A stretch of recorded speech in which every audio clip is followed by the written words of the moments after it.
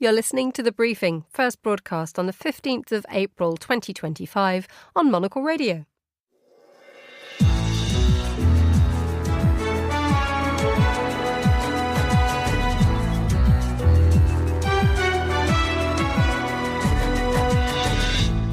Hello there and a very warm welcome to The Briefing, coming to you live from Studio One here at Midori House in London. I'm Emma Nelson, and coming up in today's programme, the White House freezes $2 billion in funding to Harvard University. We'll find out why and what this says about the relationship between American politics and education in 2025. Also ahead in the next 30 minutes, as Ankara holds meetings with Russia and Ukraine over the Black Sea, we'll examine whether Turkey has become the region's key maritime player. And the Uzbekistan pavilion has been thoughtfully designed to allow visitors to experience a country that honours tradition while embracing innovation and sustainability. We're at the Osaka Expo to see what role Uzbekistan can play in what's called the greatest show on earth. And we'll hear the latest from the Parisian papers with Monocle writer Claudia Jacob. Hello, Claudia, what have you got for us? Today we'll be talking about a referendum on pedestrianising even more of Paris's roads, why a rural commune near Bordeaux is pioneering a pocket money scheme, and we'll be asking how many visitors is too many visitors when it comes to Paris's coveted museums. Thank you, Claudia. That's all coming up right here on The Briefing with me, Emma Nelson.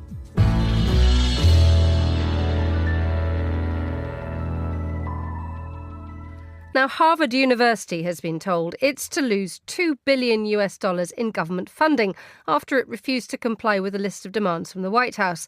The cut in funds is the latest step in a move by the Trump administration to investigate the practices of some of the most high-profile schools and universities in America. Well, to tell us more, I'm joined now on the line from Washington by the Washington reporter Simon Marks. Good morning, Simon.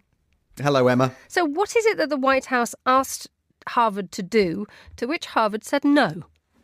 Well, in Harvard's telling of this, and they have published the letter that they received from the White House threatening them with the $2 billion in funding cuts that are now being imposed, they say that the federal government is essentially demanding, in their words, to control the Harvard community. They want to audit the viewpoints of Harvard's student body, its faculty and its staff. They want to reduce the power of students, faculty and administrators, the authority that is given via Harvard's constitution to students, faculty and administrators to play a role in the governance of the institution. And they argue that Donald Trump and the White House is targeting those figures because of their ideological views. They say that basically there is a test that is going to will be required to be met by students, faculty and administrators, being supportive of Donald Trump's general approach in government, being opposed to the diversity, equity and inclusivity proposals and projects that the university is already committed to, and that Harvard simply views this as an attack on its First Amendment constitutional rights, not just to govern itself, but also to permit free speech on its campus. Now, of course, the government says this is all part of its efforts to crack down on anti-Semitism on university campuses. It has cited a large number of pro-Palestinian demonstrations all over the country last year as something that the government is no longer willing to tolerate. It wants them stamped out. It also wants to require Harvard to provide the immigration authorities with information about participants in some of those protests so that the government can then begin deportation proceedings against them. And taken together, that package of requirements that the Trump administration has for the university has led the university to say a flat no to Donald Trump. He will now withhold more than $2 billion in federal funding, and the university is going to take legal action, it says, to try and overturn the White House decision. This is a decision that's been described, I think, in the New York Times today as a moment of momentous significance. The fact that you have the nation's oldest, richest and most elite university standing up to the White House is one thing. It will energise many other institutions which feel that they are being scrutinised in a similar way by the Trump administration. However, this plays exactly into the Trump administration's hands if they are trying to publicly to be seen to be taking on the America's elite. Yeah, I think that's absolutely right. The Trump administration has calculated, first of all, that its supporters, its Make America Great Again faithful, have no truck with woke DEI policies in educational institutions or anywhere else. So we're seeing those stripped out of the public square within higher education and elsewhere. But they're also going after these Ivy League institutions because they argue that Donald Trump's voters and his supporters don't have an enormous amount of sympathy with the idea of those institutions receiving billions of dollars in federal funding, even though Harvard makes the point that the money has been used on projects that are designed to improve the public good, particularly on scientific advances, treatments for diseases like Alzheimer's, Parkinson's and diabetes. But what you're seeing here from Harvard, unlike what we saw, for example, from Columbia University in New York, which was threatened with millions of dollars in funding cuts and struck a deal with the Trump administration to keep at least some of that money flowing, is a very wealthy institution saying, you know what, we've got over $50 billion in the Harvard endowment. Someone needs to take a stand, and we have the financial capacity to do it, because at the end of the day, Columbia, with $14 billion in its endowment, I think may have concluded that it doesn't have the financial wherewithal to wage what could be a pretty lengthy legal battle with the Trump administration. But Harvard is saying that for its own benefit, and also potentially for the benefit of other institutions being similarly targeted, it wants to test whether Donald Trump has the power to do what he's trying to do in the courts. So Harvard's saying bring it on. Who's going to win? Well, Harvard may win in the courts, but the question is, will that make a difference? Because what we are seeing across the board is a Trump administration now that is defying court orders on the issue of mass deportations, defying court orders to restore, for example, the Associated Press news agency to the reporting pool at the White House. They are simply steamrollering legal judgments that they don't like. And so Harvard may be very confident in its First Amendment defense, but it's perfectly possible that even if they win in the courts, the Trump administration will, as it's doing in so many other areas, simply say, we're not going to observe the judiciary's co-equal role in government. And that will be a constitutional guardrail that is already beginning to melt away and would further melt away in the event that Harvard won a legal judgment against the government that the government then ignored. Simon Marks, thank you so much for joining us on Monocle Radio. You're listening to The Briefing with me, Emma Nelson. A look now at the latest world headlines. Here's Carlotta Rebello. Thanks, Emma. Singapore's parliament has dissolved ahead of a general election to be held within 3 months. The vote will be Prime Minister Lawrence Wong's first electoral test following his takeover from longtime Premier Lee Hsien Loong last year. Diamond traders are warning that the industry has ground to a halt as a result of US President Donald Trump's global trade war. Washington's sweeping tariffs include a 10% levy on diamond imports, as well as the proposed variable retaliatory duties by country of origin. Shipments through gem trading hub Antwerp have fallen to 1/7 of usual levels. And thousands of candidates must retake an EU translator exam after a technical error voided the results of their previous tests. Applicants were told it was meant to be a single-choice exam, but a faulty online system meant they could select multiple answers. The glitch has sparked outrage amongst the would-be bureaucrats who will have to reset the assessment in May. Those are the day's headlines. Back to you, Emma. Last month, Russia and Ukraine agreed to eliminate the use of force in the Black Sea, effectively dialing down one element of a conflict which affects Ukraine's ability to export its vital grain supplies to the rest of the world.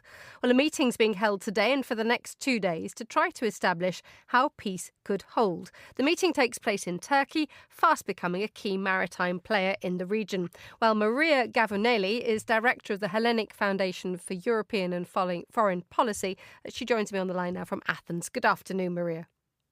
Good afternoon. So who's at the meeting? Because if Russia and Ukraine are definitely attending, this is really rather something. It is actually. This is a follow-up on the previous attempt at the beginning of the conflict to establish a sort of a cereals corridor that would allow the world to get Ukrainian cereals. And that is pretty much the same framework in an attempt to find a way forward, really. This comes as a follow-up also to the U.S. administration intervention, trying to tone down the problems between the two countries. Trouble is that the Ukrainians were actually managing to control the Black Sea front. They were successful in repelling Russian attacks. They have kept Odessa harbor open. And therefore, this attempt to negotiate a ceasefire, in essence, allows Russia a sort of a breather to sort out their affairs and put their house in order, and perhaps restart later on with more force. So it is a troublesome bit, but clearly one of the parameters that need to be addressed. So explain to us the relevance of Turkey here. I mean, because it is an important, well, geographically, it's absolutely essentially connected to the Black Sea. But in terms of its role in navigating peace, it was a couple of years ago that Turkey brokered the Black Sea grain deal with the UN. That allowed or enabled Ukraine to export agricultural products until Russia broke that. But what role does Turkey play now? Well, Turkey is successfully playing the indispensable third throughout this discussion. It is, in fact, a follow-up to the previous negotiation, mostly because whatever happens in the Black Sea has to go through the Strait, and Turkey is controlling that. In fact, at the beginning of the conflict, Turkey had closed the straits in application of Article 19 of the Monocle Convention, which kicks in time of war. Nowadays, Turkey is, in spite of being a NATO member, does not participate in the sanctions regime, and talks has a privilege, sort of open channel with President Putin. On the other hand, they are actually helping Ukraine. They have sold them drones, and they have also established a factory in which they would also produce drones in Ukraine. So they play both sides, and they seem to be smack in the middle. So any kind of sea deal, any kind of maritime deal would necessarily have to include them. And positioning itself in such a way to be amenable to all but friends to not absolutely everybody, but placing itself in an essential position, how does that affect the way that this could play out? Well, geography wins, as you might well imagine. You cannot do anything unless you secure your exit from the Black Sea and the rest. So inevitably, Turkey would have to be there. For the time being, Turkey is trying to balance between two boats. One always knows what happens there. There seems to be advantages and disadvantages. Turkey is playing the necessary channel to both parties, and therefore is in a position to be right in the middle and carry messages and facilitate this kind of cooperation and discussion and negotiation. On the other hand, not being a reliable ally to anyone, because of course there's always this second thought, oh my God, which side are they positioning themselves into? That would limit their impact on any final decision. They might be a broker. It's not necessarily that they might be an honest broker. And the role of other nations. We've seen the French and British carrying out a high-profile aerial operation over the Western Black Sea today, obviously sending a message. What role do other nations play, both in this meeting this week and the longer-term tactics?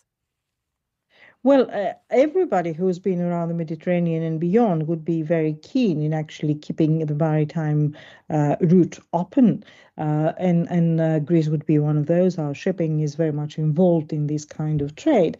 The same is true because of the strategic position of the maritime border and the maritime front, if you like, in Ukraine. Hence, the British and the French being there, but also the whole of the European Union.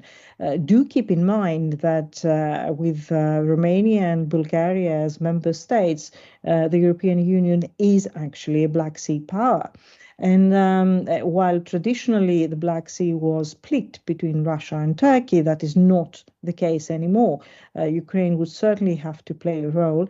The same would be true for other European states. And of course, the US would be watching very, very closely any developments here, because that, to a certain extent, might be the easiest part of the negotiations, of any potential negotiations between Russia and Ukraine.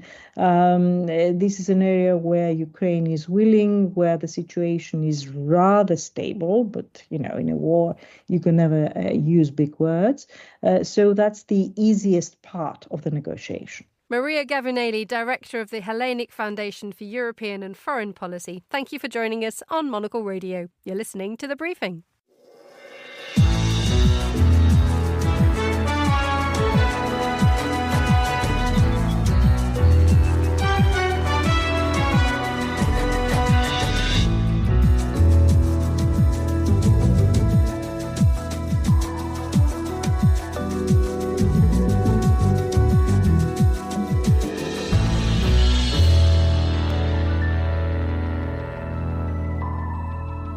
And you're back with The Briefing with me, Emma Nelson. Let's hear the latest business news now. Ewan Potts is Bloomberg reporter and a regular voice here on The Briefing. Good afternoon, Ewan.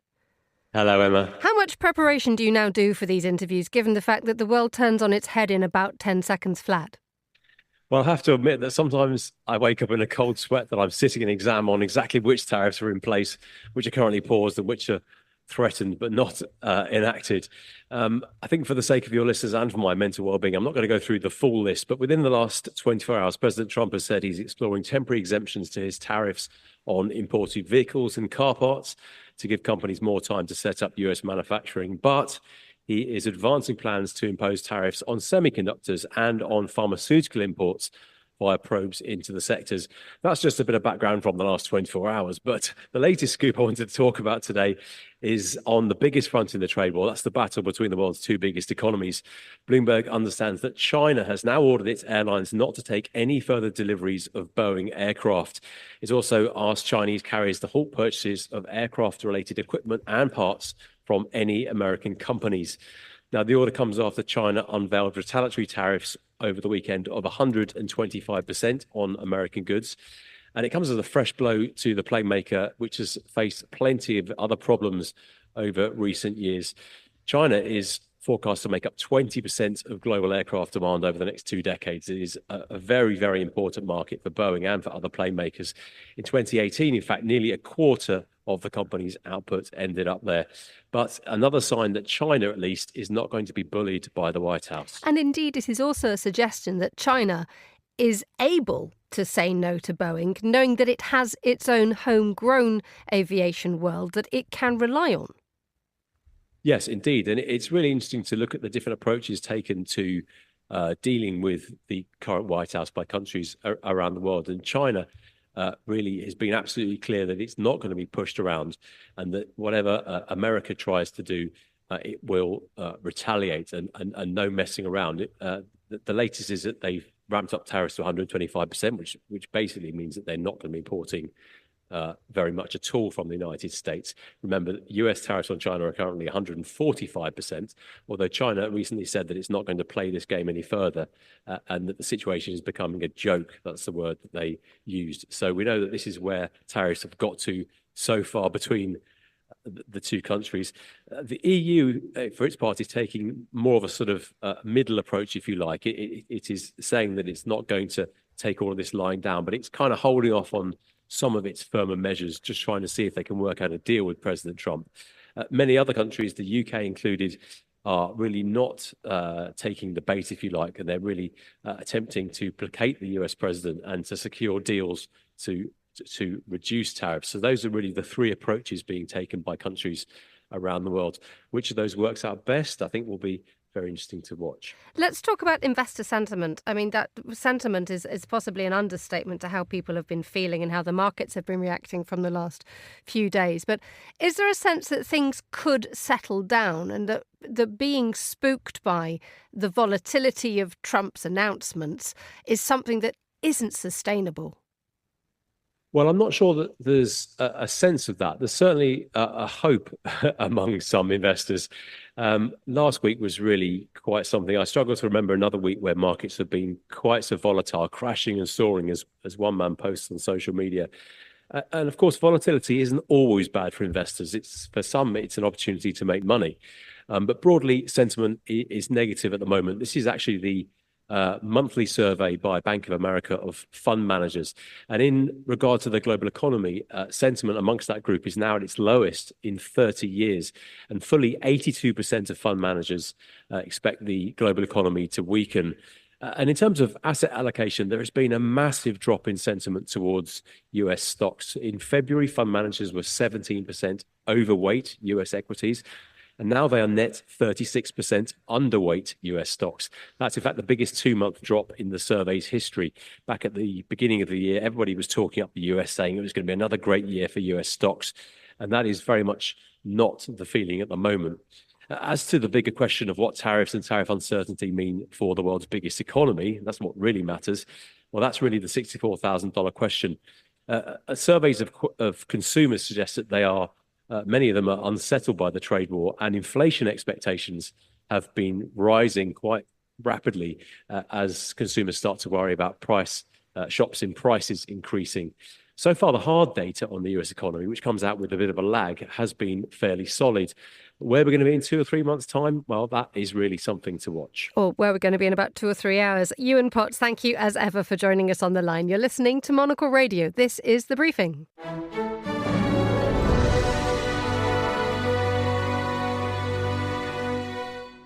Now, the Osaka Expo in Japan opened on Sunday, and as part of our series showcasing the event, today we're exploring the Uzbekistan pavilion. Ryuma Takahashi from Monocle Radio visited the site and sent us this report, narrated by our Tokyo bureau chief, Fiona Wilson. The Uzbekistan pavilion brings the essence of Central Asia's historic Silk Road to Osaka, with its concept, Garden of Knowledge, a laboratory for future society. As you approach the pavilion, you're immediately struck by its distinctive architecture, reminiscent of an ancient wooden temple. Drawing from Uzbekistan's traditional building techniques, the foundation uses clay and brick, while the roof incorporates about 280 wooden beams, sourced from forests close to Osaka.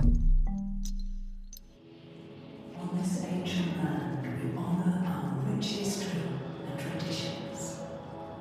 Stepping inside, you're enveloped in a dark, immersive space that evokes a desert oasis. On the first floor, dynamic media installations showcase initiatives that have transformed the country, including its transition to a green economy and its innovative agricultural technologies.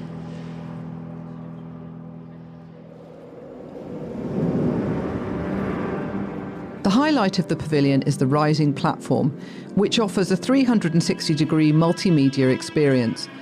A moving stage transports visitors from the ground floor to the upper level, while projections and soundscapes are displayed on the surrounding walls, creating a captivating journey through Uzbekistan's cultural evolution.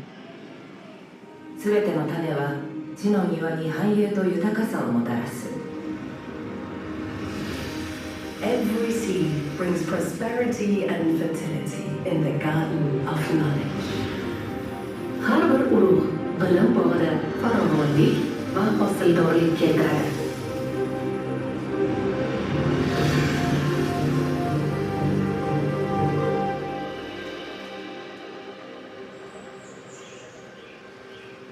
Upon reaching the terrace, which is called the Garden of Knowledge, the space opens up to reveal a tranquil forest of slender wooden columns.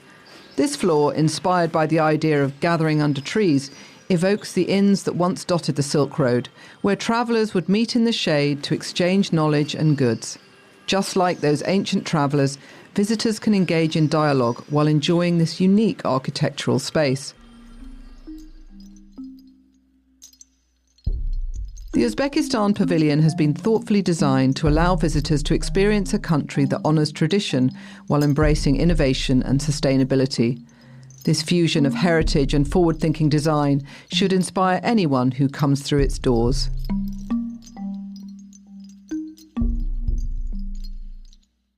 And my thanks to Fiona and Ryuma there for that report. You're listening to The Briefing.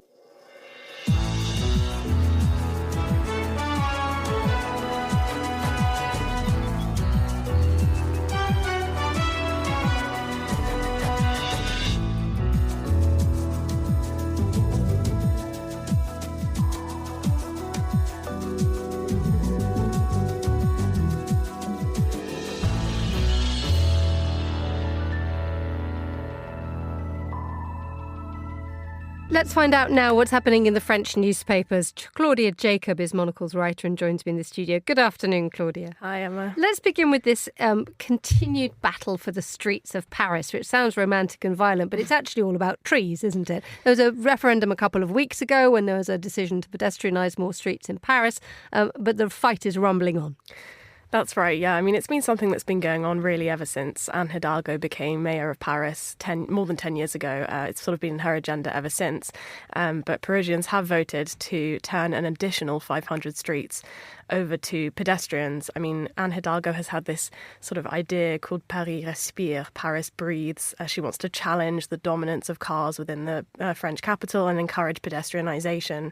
And these policies have really become emblematic of Hidalgo's agenda, and she's stuck to this rigidly in her 10 years in office. What's interesting is that the citizens are now seem to be getting on board with this. I mean, could it be that Parisians are slowly coming round to Hidalgo's largely quite polarising policies? And if so, that could be just in time. Anne Hidalgo isn't seeking a third term. She won't run in 2026. So she'll be hoping that her policies outlive her, and it certainly seems like they might be coming round. The interesting thing is the choice of the 500 streets, isn't it? Because you can see a polarised Paris when you're there. If you're inside the more green pedestrianised zone, it is a total delight. The minute you step outside and you find yourself in a traffic jam, stuck bumper to bumper, you realise why such a large number and proportion of the Parisian public are very cross about all this. Yeah, that's right. I mean, Hidalgo's policies have garnered international attention for good reason. I mean, you know, she, in the lead up to the Olympics, for example, she created 550 kilometres of bike lanes and eliminated 50,000 parking spaces. I mean, you're right. It's a sort of an urban oasis that she's trying to create. And in some parts of Paris, we can already feel that. But the reason why it's had such pushback from, you know, right-leaning politicians and from suburban commuters in particular is because it does sort of this targeting of cars does penalise people who live outside of the périphérique, outside of the centre of Paris, who really have no option to drive. You know, Hidalgo has suggested a 24/7 metro at one point, but we haven't seen that happen yet. So really we need to see a lot more progress in terms of incorporating the suburbs within the centre of Paris before I think Hidalgo's policies will properly take off and properly be embraced by Paris. Let's move on to a subject which is possibly the best problem you could ever have. I think here in London, for example, the Tate Modern and indeed the National Gallery has seen a significant drop in visitor numbers, and it doesn't know what it's having to rethink. London is having to rethink itself. Yeah. Paris has the absolute opposite. It's got too many people, and this is something that the Parisian authorities have recognised and need to do something about. Yeah, I think this has actually been something that's been going on for really quite some time now. I mean, the Paris's public museums published their figures in January, and it was a good day for Parisian culture. You know, 8.7 million entries to the Louvre, 4.9 to the Musée d'Orsay, 3.2 to Pompidou, but we have to remember that these museums, especially something like the Louvre, which was constructed to protect Paris as a sort of fortress. I mean, it wasn't designed to be able to have the number of visitors that it now has. It sort of feels that way as well, doesn't it, when you go around it? It is a little bit crowded. So, it's slated for a €1 billion renovation over the next few years. I mean, it's not the only one. The Pompidou renovation has been assigned €262 million, and the Musée d'Orsay €50 million. And it's the same story kind of in other places in Europe. The Acropolis in Athens and the Sagrada Familia in Barcelona has similar issues with crowd control. And, as you say, it's a nice problem to have, but it's something that we're going to have to address if we are going to keep seeing the same number of visitors to all of these cultural institutions in Paris. Finally, if you're a teenager and you need some summer money, why not move to Bordeaux for a job? This doesn't sound like a... Hello, is that Bordeaux? Can I come and work with you for the summer holidays, please?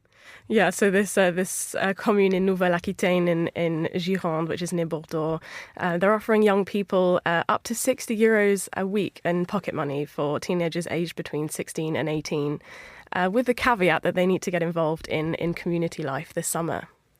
And what does getting involved in community life entail? Well, they've given some examples, some help with cleaning and maintaining the swimming pool and sports area, some school maintenance, the maintenance of green space. That doesn't sound like much fun, cleaning other people's swimming pools. It doesn't really, but I think for teenagers, who are, aged between 16 and 18, they haven't had the chance to earn their own money before, so this could be quite an exciting prospect for young people in Bordeaux. Monocle's Claudia Jacob, thank you so much for joining me on the programme. And that's all the time we have for today's edition of The Briefing. Many thanks to all my guests and to the producer Monica Lillis, our researcher Francesca Jilks and our studio manager Lily Austin. The Briefing is back at the same time tomorrow, but for now from me, Emma Nelson, goodbye. Thank you very much for listening.